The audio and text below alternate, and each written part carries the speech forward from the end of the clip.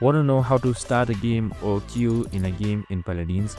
Well, no worries. In this video, I'm going to show you an easy step-by-step plan on how you can do it. It's super simple and under a minute, so let's get straight to it.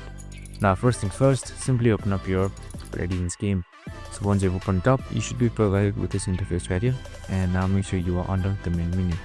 So once you're on the main menu, on the leftmost side, you should be seeing play. That should be right above champions. So you can just simply select that. So now once you have that play, here you should be seeing various options that you can play from: quick play, rank training, and custom. So you can just simply select quick play. I'll just select quick play right here.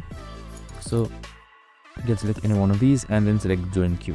So now once you have selected join queue, here as you can see your game has begun and you should be queued into a game soon. So Paladins just simply searches for it and now it should begin in a few moments. And that's it. Super simple and easy. This is how you start a game in Paladins. I hope this video helped.